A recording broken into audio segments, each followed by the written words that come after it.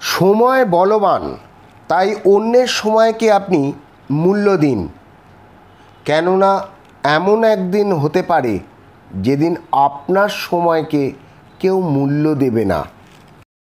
আমি শ্রী বাৎসবাবুল শাস্ত্রী। এই চ্যানেলটা আপনাদের, আর এই চ্যানেলটাকে আপনারা সাবস্ক্রাইব করুন, বেল আইকনের প্রথম অপশানটিতে ক্লিক করুন এবং চ্যানেলটাকে আপনারা শেয়ার করুন আপনাদের বন্ধুবান্ধব আত্মীয় স্বজনদের কাছে, যাতে এই চ্যানেল থেকে তাঁরাও উপকৃত হন। চ্যানেলটাকে লাইক দিন, আপনারা কমেন্টস লিখুন। আজকের আলোচনা করব মকর রাশির জাতক জাতিকাদের এই মে মাসটি কেমন যাবে এবং এই গুরুত্বপূর্ণ মাসটা আপনাদের জন্য কি ভালো নিয়ে আসছে এবং কি খারাপ হলে আপনাকে কি সাবধানতা নিতে হবে সেই সম্বন্ধেও আলোচনা করব আপনাদের শিক্ষা, আপনাদের প্রেম, আপনাদের বৈবাহিক জীবন, আপনাদের ব্যবসা এবং আপনাদের স্বাস্থ্য সম্বন্ধীয়। আপনারা ভিডিওটা স্কিপ না করে পুরোটাই দেখবেন এবং এই ভিডিওর শেষের দিকে আপনারা পাবেন কিছু প্রেডিকশান, কিছু উপায়। সেগুলো আপনারা করলে আপনাদের সম্পূর্ণ মাসটা চলার পথ খুব মসৃণ হয়ে উঠবে। তাহলে শুরু করা যাক। মকর রাশির হরোস্কোপ অনুযায়ী গ্রহরা কোথায় কোথায় আছে একবার দেখে যাক।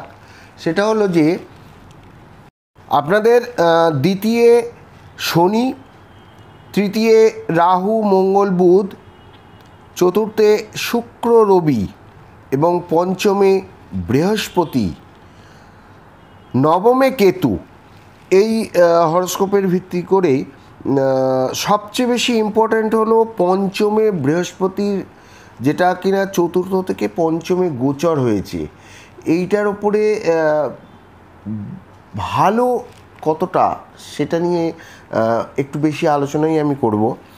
মন দিয়ে আপনারা ভিডিওটা শুনুন এবং আপনারা দেখুন যে কী উপায় করলে আপনাদের রাস্তা মসৃণ হবে এই মে মাসটা।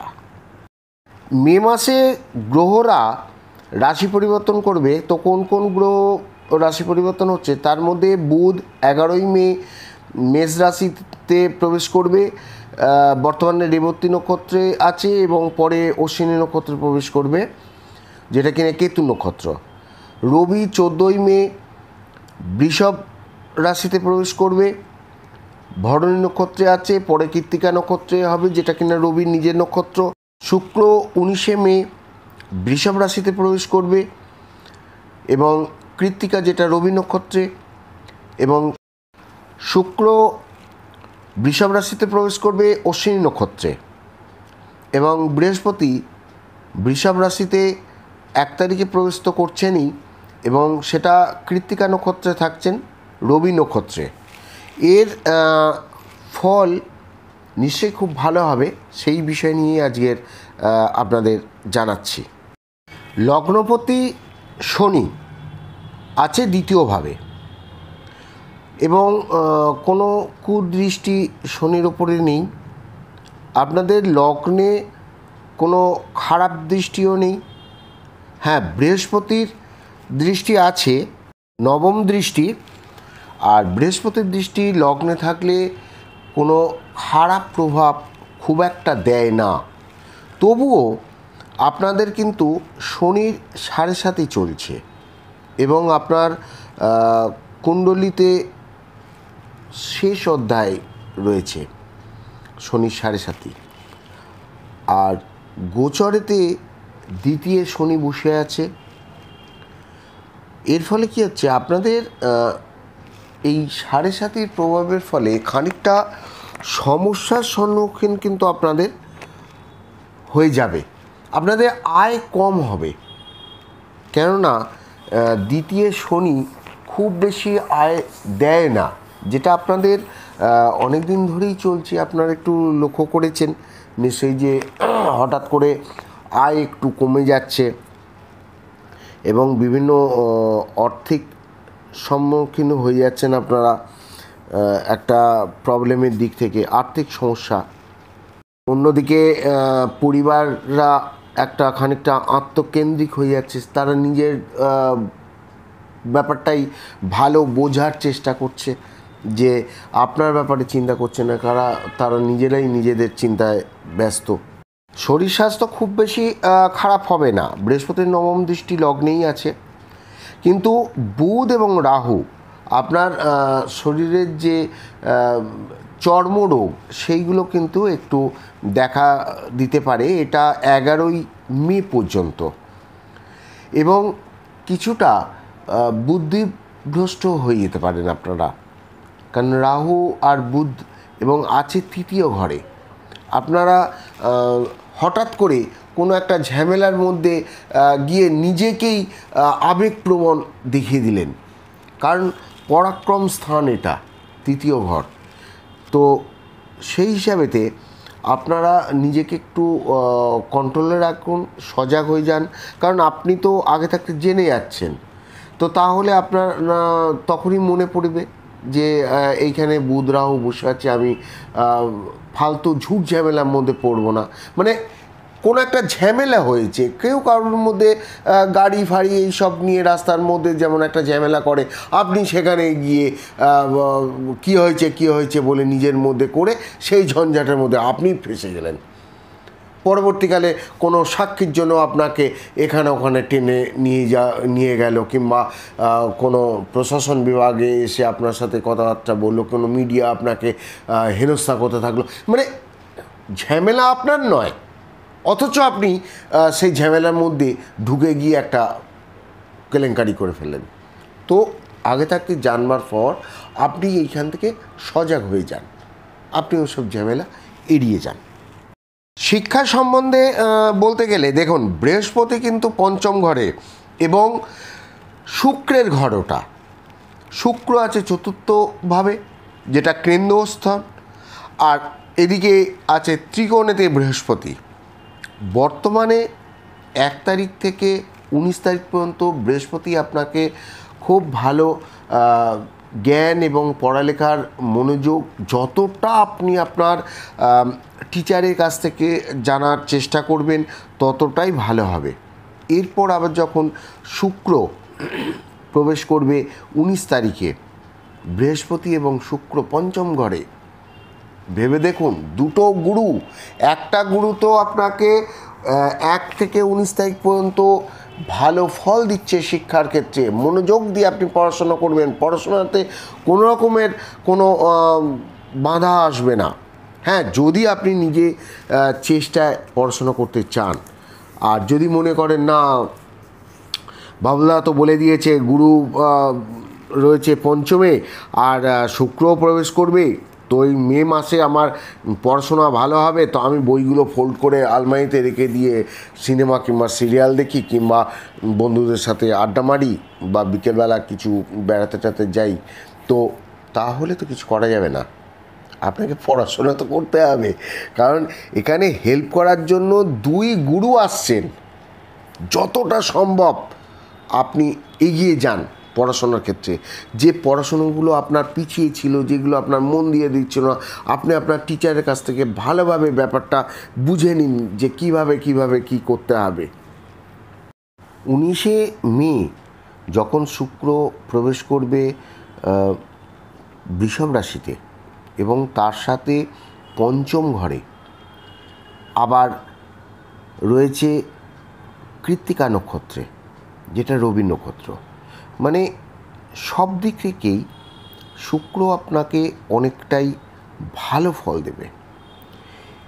আপনার সাথে যারা একসাথে আপনার বড় হয়েছেন, আপনার সহপাঠী বন্ধুরা, কিংবা আপনার ভাই বোনেরা, যারা খুড়তুতো জারতুতো ভাই বোনেরা আছে, তাদের থেকে কিন্তু আপনি অনেক বেশি সৌভাগ্যবান হবেন এই মাসের। যতটা পরিশ্রম করবেন তার উপরে নির্ভর করে। আপনার পরিচিত যে বন্ধুবান্ধব ব্যক্তিরা আছে, প্রতিবেশীরা আছে, তাদের কিন্তু আপনি হেল্প পাবেন তাদের কাছ থেকে, এবং তাদের সাহায্যের হাত কিন্তু আপনার দিকে বাড়িয়ে দেবে তারা। আপনি হবেন খুব পরিশ্রমী এই সময়তে। যারা রাজনীতির দিক থেকে আছেন বা যারা প্রশাসনের দিক থেকে আছেন, তাদের তো এই মাসটা ভীষণভাবে পরিশ্রম করতে হচ্ছে, এবং এই পরিশ্রমের ভালো ফল কিন্তু আপনারা পাবার একটা সম্ভাবনা অনেকটা বেশি দেখা যাচ্ছে। আপনার জনপ্রিয়তা খুব বৃদ্ধি পাবে। আপনার ভারসাম্যপূর্ণ বুদ্ধি এবং পরিচ্ছন্ন যে দৃষ্টি থাকবে, এর ফলে কী হবে, কোনো বিষয়ে আপনি নিয়মবর্বিতভাবে পড়াশোনা করে এবং গভীরভাবে একটা পর্যবেক্ষণের সাহায্যে বিশেষভাবে আপনি উপার্জন এবং নাম, আপনার সুনাম বৃদ্ধি, এইগুলো আপনি অর্জন করবেন। নক্ষত্রভেদে এক এক জাতক জাতিকার মানসিক গঠন, চিন্তাভাবনা, চারিত্রিক বৈশিষ্ট্য, জীবন প্রবাহ এক এক রকমের হয়ে থাকে। এর সঙ্গে থাকে জন্মকালীন রাশিচক্রের শুভাশুভ গ্রহের অবস্থান। তাই নক্ষত্র যেহেতু কখনো কখনো আলাদা হয়ে গেলে সব কথা মিলবে এমনটা ভাববার কোনো কিন্তু কারণ নেই, কেননা রাশির ওপর ভিত্তি করে ভাগ্যফল আপনাদের নির্ভর করে। তো সেটা একদম বাস্তব। আপনাদের সবার হয়তো মিলবে না, আবার কারোর কারোর মিলে যাবে। এটা শুধুমাত্র নক্ষত্র এবং গ্রহদের গোচরের ফলেই হয়। ওই জন্য মন খারাপের কিছু নেই। আপনারা কোনো ভালো জ্যোতিষীকে দিয়ে আপনাদের জন্মলগ্ন কুণ্ডলী বানিয়ে নিন এবং সেই অনুযায়ী আপনারা মিলিয়ে দেখুন। অবশ্যই ভালো থাকবেন। অবশ্যই আপনাদের যে চলার পথ সেটা কিন্তু মসৃণ হয়ে যাবে। পঞ্চম ভাব প্রেমের ঘর, ভালোবাসার ঘর, যেখানে বৃহস্পতি এবং শুক্রের প্রবেশ। আপনাদের প্রেমের পর যে বিবাহের যে সম্পর্ক আপনাদের তৈরি হচ্ছে, কিংবা আপনারা বিবাহের জন্যে মনস্থির করে ফেলেছেন, তাদের কিন্তু এই প্ল্যান অতি উত্তমভাবে কার্যকরী হয়ে যাবে।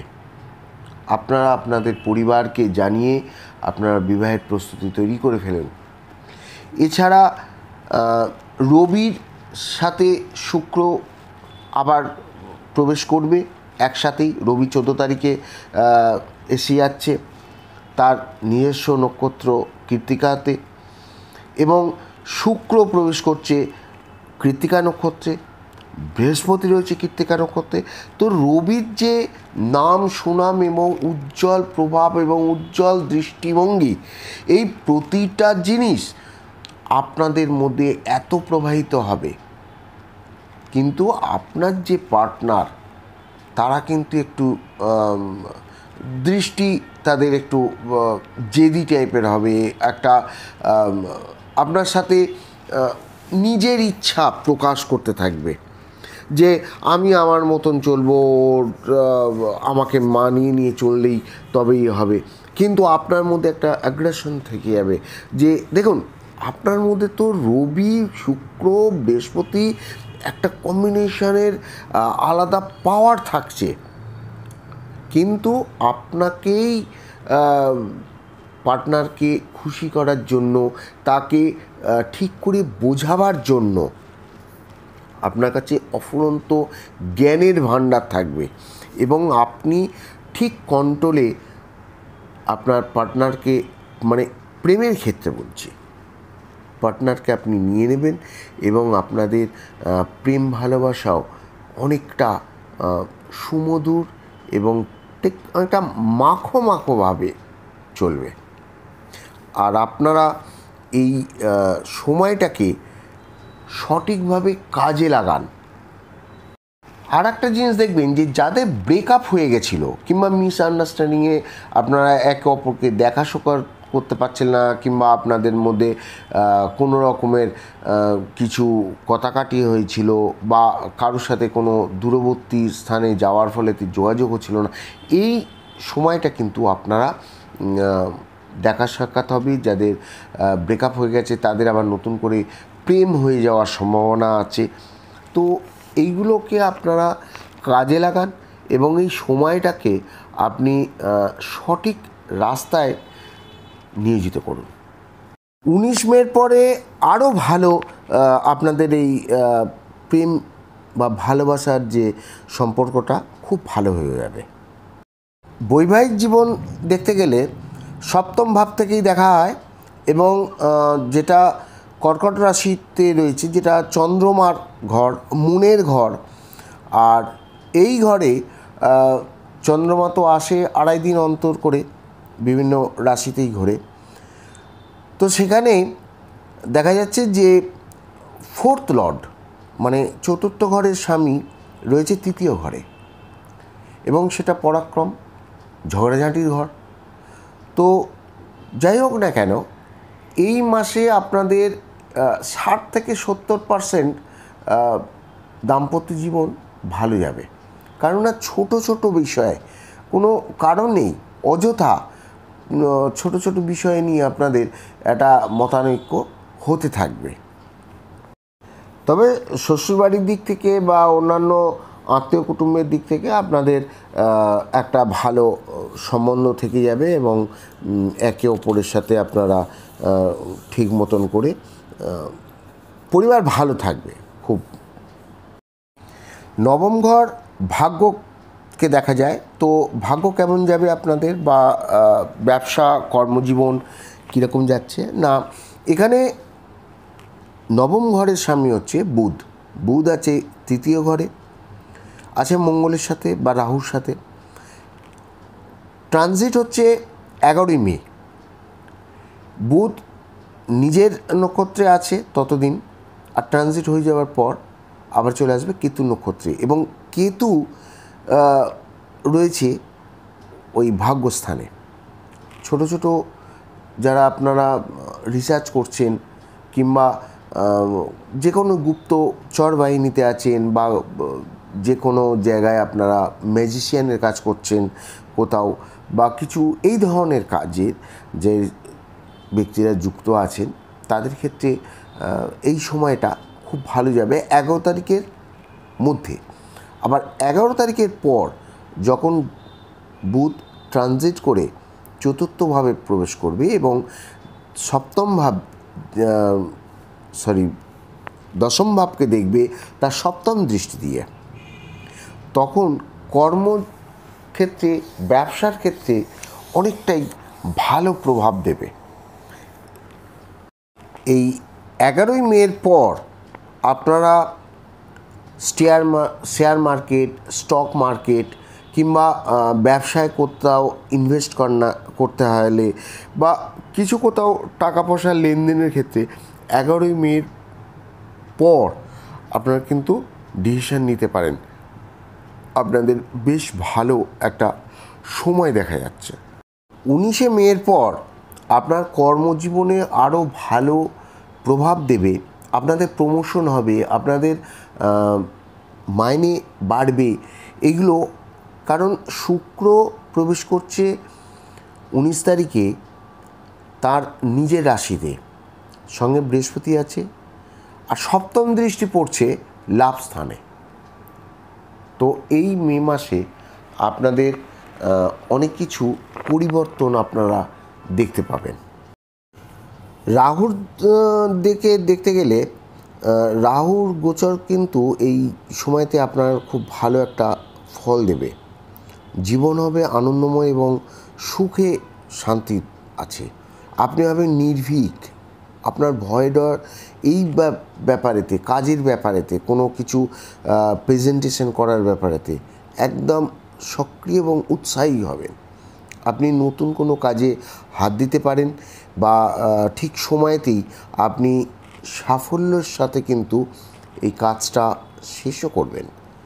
আপনার কর্মক্ষেত্রে বা কর্মসূত্রে, ব্যবসা সূত্রে আপনি দূরে কোথাও যেতে পারেন, তবে সেটা বহুদূর নয়, কাছাকাছি হলেও অল্প দূরত্ব স্থানে আপনি যেতে হবে আপনাকে, এবং নতুন নতুন মানুষের সাথে আপনার দেখা সাক্ষাৎ হবে, এবং নতুন যেসব ক্লায়েন্ট হবে তাদের সাথে আপনি আলোচনা করবেন আপনার ব্যবসায় কিংবা আপনার মার্কেটিংয়ের ব্যাপারেতে, এবং আপনি তাদের ভালো করে বুঝিয়ে আপনি সেখান থেকে ব্যবসা নিয়ে আসতে পারবেন, এবং তাদের এমনভাবে প্রতিশ্রুতি দেবেন যে আপনি ফেরবার পর তারা তাদের কথা ঠিক রাখবে এবং আপনাকে ব্যবসাটা তারা দেবে। মে মাসে আপনাদের বিভিন্ন ক্ষেত্রে ভালো সুযোগের দেওয়ার জন্য অপেক্ষা করে আছে। উপায়ে এই মাসে আপনারা করবেন, শনিদেবের পুজো করবেন এবং বুধের বীজমন্ত্র জপ করবেন। মে মাস আপনাদের খুব ভালো যাবে, এবং সজাগ থাকলে আপনি ভালো থাকুন, অন্যের ভালো করুন, অতিরিক্ত গরম নিজের খেয়াল রাখুন এবং অন্যের খেয়ালও আপনি রাখুন। আপনার সাথে যারা থাকছে সর্বদাই আপনাকে তারা আগলে রেখে দিচ্ছে, আপনি তাদেরও খেয়াল রাখবেন। আর রোদের জন্য যা যা প্রয়োজন সেগুলো আপনি ব্যবহার করবেন। ভালো থাকুন সবাই এবং সুস্থ থাকুন।